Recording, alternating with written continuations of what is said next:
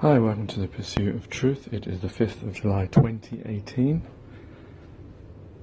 Now, on the news, actually yesterday, there was a story about a couple who were ill, critically ill, and then a few hours later they told us that it was Novichok poisoning.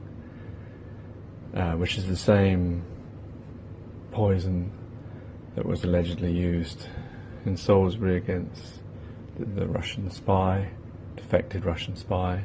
And I think also the same chemical was alleged to be used in the Syrian attack. So I don't know if did they ever prove that in the end or not? Whether that was staged or real. Everyone's forgotten about that as if it meant nothing. But it was a big thing, because if it was staged, then... But as soon as Russia said it was staged, it's gone quiet now. I know they did send experts there, but I think the problem is these experts, they can identify what the chemical is, but then they can never say where it came from. They might be able to guess at strands, but I don't know. Everyone has access to these strands anyway, so that's not proof. That's like saying a gun killed someone, but everyone has everyone who has a gun is then a suspect. You can't just say, oh, this person, this Russian person here, he's got a gun, he must have done it. Well, but this British person has a gun as well, so does this American one. Anyway, bearing in mind that the gun was invented by whoever and whatever nationality, so it doesn't matter who invented it or what nationality they were, if other people have access or have the capability of processing it. Anyway, so it's a bit strange. First I was thinking, wait a minute, how did they diagnose Novichok so quickly? The story was on in the evening, in the afternoon, late afternoon, and then by the early evening they'd already told us what it was. I was thinking, wow, the NHS isn't that efficient. Usually when anyone goes to the NHS, and especially if it's something major, something like poisoning and things like that, where the body reacts to things, it takes time and lots of tests to be able to do that. Obviously it was in the Salisbury area. Well, I believe it's in the Salisbury area. They've been taken to the same hospital. That's another suspicious thing. Is that the nearest hospital to where they should have been taken? Or maybe it's because they've got the expert training now. But yeah, then we find out that this all happened on Saturday. Today is Thursday.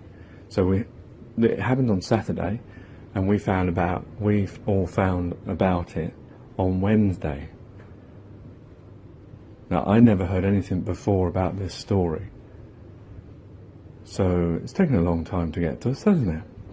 Now, the other interesting thing is that when they talked about it yesterday, they said initially it was thought that the couple had taken heroin or crack cocaine or something like that, and it was an overdose. Okay, if that's the case, because they phoned twice apparently. I don't know why they had to phone twice. Once when someone was ill and then when they collapsed. So that doesn't reflect well on the NHS, that when someone was critically ill with a nerve agent was left till the second time when he collapsed to come and get him. But when the photograph they show, and I know people will say, I know what they'll say, because there's one person in a suit, it looked like not a hazmat suit, but some kind of suit with a face mask. And then the two policemen don't have any kind of protection. And I know people are going to say, oh, it's staged because look, those policemen don't have protection, but it's probably because the policemen were never told. But the question I want to ask is, they thought initially it was heroin or crack cocaine overdose. Why then was that person sent? The person with the mask, with the, that looks like some kind of nerve agent expert. It's not in Salisbury, it's in Amesbury, I think. Do they send, for every drug overdose, do they send someone wearing that kind of specialist equipment? I don't think so. That's not standard issue NHS ambulance equipment. So did they know something in advance? Because you've got to remember the story was that initially they thought it was cocaine or heroin. Unless someone was very good at the NHS and managed to, because it would have been the phone call, the operator, managed to diagnose from conditions that may be similar to overdose, that it was an overdose in some ways, but managed to work out that it was a nerve agent. It seems very unlikely. So how is it possible that person turned up? And there's photographs of, and this is at the house when the person was taken away. There's someone with, it looks like a smartphone, took a picture. Maybe this was never meant to get out, because this is what's going to be on, well, it won't be on anyone's mind. It'll be on our minds. It'll be on people like me's mind, but it won't be on the media's mind. The journalists, TV people, they may look at it, they may even think about it, but they're never going to talk about it on air. It brings me to Joe Rogan's Subtle Infinities. He did a video about Joe Rogan, 100 Reasons Why Joe Rogan is Trash.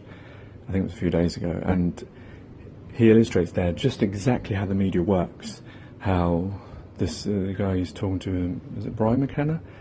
He's coming up with some deep stuff, and Joe Rogan just completely ignores it and goes off in his own tangent or whatever he understands or whatever he wants to talk about. And that's exactly what journalists and presenters do. They talk about what they want to talk about, and it doesn't matter. You can have the most intelligent person there, yeah, and they will completely, it'll go over their head, and they talk about something really infantile and puerile. You wonder why people are, as it were, asleep. It's because what they're watching is not intellectual at all. Anyway, take care, take it easy, God bless and peace.